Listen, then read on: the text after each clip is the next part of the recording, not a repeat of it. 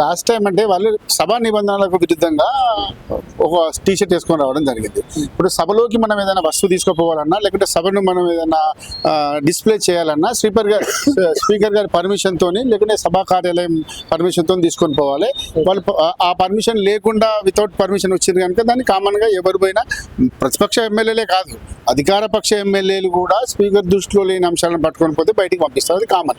కాకపోతే ఏంటంటే వాళ్ళు ఏదో ఒక అంశాన్ని పట్టుకొని దాన్ని ప్రొలాంగ్ చేసి కొద్దిగా ప్రజలను దృష్టి మళ్లించి మళ్ళీ మేము కొట్లాడుతున్నాం ప్రజల కోసం, మేము కుటుంబం కోసం కాదు, మా అమ్మ నాన్నల కోసం, లేకుంటే కేటీఆర్, కేసీఆర్, కవిత, హరీష్ రావు ఈ కుటుంబం కోసమే కాదు, మేము అవినీతి నుంచి బయటపడడానికి కాదు, ఏదో ప్రజల కోసం కొట్లాడుతున్నాం అని చూపెట్టుకోవడంలో ఉద్దేశం చేశారు తప్ప వాళ్ళ పోరాటం అంతా ఒకటి ఉంటుంది, వాళ్ళ లోపలి పని అంతా ఒకటి ఉంటుంది. ఇప్పుడు 2001 నుంచి 14 దాకా తెలంగాణ ఉద్యమం పేరు మీద నాయకత్వం వహించి ఎమ్మెల్యేలై, ఎంపీలై, మంత్రులై, కేంద్ర మంత్రులై, తర్వాత ముఖ్యమంత్రులై, ఆ తర్వాత ప్రజలు మర్చిపోయారు, తెలంగాణ మర్చిపోయారు, ఇది పోరాట స్ఫూర్తి ఉన్నదని మర్చిపోయారు. కవులను, కళాకారులను, మేధావులను, విద్యార్థి నాయకులను, విద్యార్థి చేసిన మొత్తం మర్చిపోయి ఒక్క కుటుంబానికి 1,00,000 కోట్ల రూపాయలు దోచిపెట్టుకొని తెలంగాణ సంపదనంతా దుబారా చేసేది. వాళ్ళు దుబారా చేయడం వల్ల ఏం జరిగిందంటే తెలంగాణ ప్రజల వలన చెప్పుతోని కొట్టినట్టు కుక్క కాటుకు చెప్పుతూ పంటారు కదా, ఆ చందనాన్న వలన అధికారుల నుంచి పక్క తీసివేసే వరకు అవినీతి కేసుల్లో జైలుకు పోతావేమో, కుటుంబం అంతా చిందరబందరం అవుతుందేమో, మా ఆస్తులన్నీ నశించిపోతాయో అన్న దిక్కుతోచని స్థితిలో అంటే మతి భ్రమించి వాళ్ళు అట్లా పరిస్తా ఉన్నారు.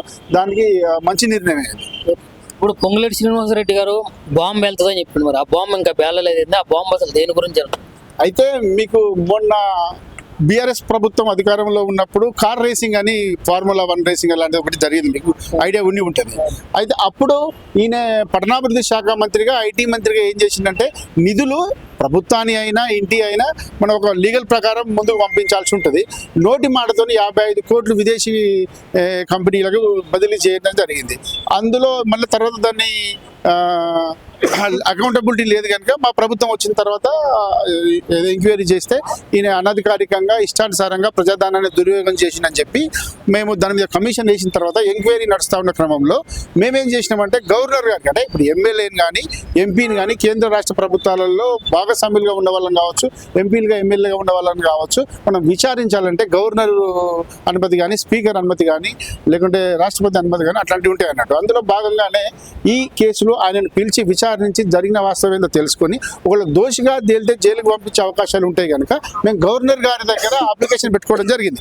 వాళ్ళ నాయన అధికారంలో ఉన్నప్పుడు ప్రజాధనాన్ని ఇట్లా దుర్వినియోగం చేసే ప్రయత్నం చేసిండు, అది మేము ఒకసారి మాట్లాడాలి ఆయనతో, ఎంక్వైరీలోకి పిలిపియాలని గవర్నర్ దగ్గర పెడితే ఆ దురదృష్టవశాత్తు గవర్నర్ 1-2 రోజులు ఇవ్వాల్సిన అంశం అన్నది 2 నెలలుగా తన దగ్గర పెట్టుకొని మొన్ననే పర్మిషన్ ఇచ్చిండు. అంటే పొంగులేటి శ్రీనివాసరెడ్డి గారు మా మంత్రి గారు జపాన్లో ఉన్నప్పుడు చెప్పిన మాట, అక్కడ పోయినప్పుడు విదేశీ పర్యటన పోయినప్పుడు చెప్పిన మాట నిజమే.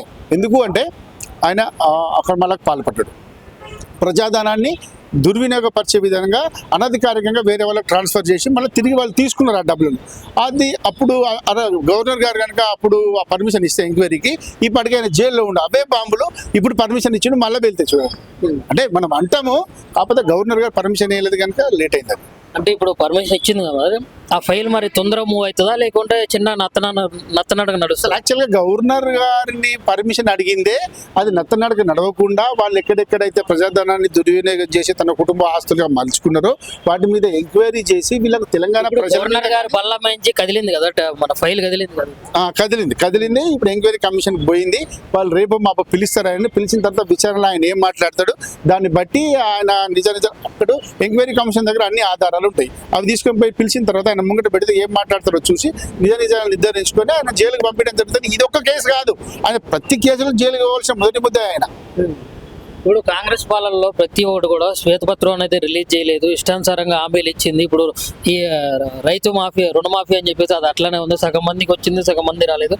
ఇట్లా చూసుకున్నట్లయితే ప్రతి ఒక్కటి కూడా ఇట్లనే ఉంది, వాళ్ళు ఇంకా ఏం చేయలేదు, చేతులు ఎత్తేసే పరిస్థితి వచ్చిందని చెప్పేసి అంటున్నారు. మరి మీరు దానికి ఏ సమాధానం చెప్తారు? అయితే కాంగ్రెస్ పార్టీ ఏవి కూడా అమలు కానీ హామీలు ఇవ్వలేదు.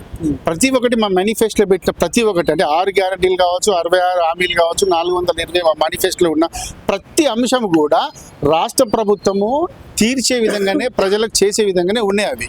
కాకపోతే ఏంటంటే మేము అధికారంలోకి వచ్చిన తర్వాత మేము ఎక్స్పెక్ట్ చేసిన దానికంటే ఎక్కువ ప్రభుత్వ అప్పులు పెరిగి ఆదాయం తక్కువగా ఉండడం వల్ల గత 10 ఏళ్ళు పరిపాలించిన బీఆర్ఎస్ ప్రభుత్వం, కల్వకుంట్ల కుటుంబం, కేసీఆర్, ఈ కేటీఆర్ కలిసి బాగా అప్పులు చేసా ఉన్నారు. మిత్తులు గట్టనికి ఎక్కువైతా ఉన్నాయి కనుక అవి మా పథకాలు ఇంప్లిమెంట్ చేయడం కోసం కొంచెం టైం పట్టిన మాట వాస్తవము.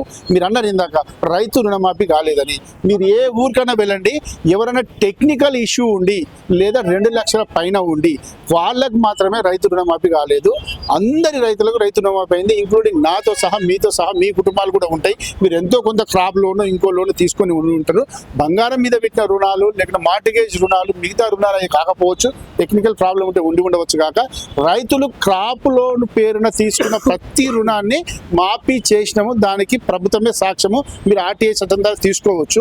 2 లక్షల పైన ఉన్న వాళ్ళు మీరు 2 లక్షల పైన ఉన్న అమౌంట్ కడితే మిగతాది క్లియర్ అయితే అన్న ఒక అంశంలో కొంత రాగి ఉండవచ్చు కాక. ఆర్టీఐ చట్టం అంటున్నారు, కొంతమంది బాధితులు మాట్లాడటం అయితే జరిగింది. ఇప్పుడు రైతు రుణమాఫీ అనేది పక్కన పెట్టినట్లయితే అది ఇంకా డబల్ అయింది అన్నట్లు మాట్లాడుతున్నాం. మరి దానికి ఆ కంప్లైంట్లు మీరు చూసారా? దాని గురించి నేనేమంటున్నానంటే డిఫాల్టర్స్ అంటే ఎగవేతదారులు బ్యాంకుల దగ్గర నుంచి ఎవరైతారంటే లోన్ తీసుకొని కట్టని వాళ్ళందరినీ డిఫాల్ట్ దారులు అంటారు.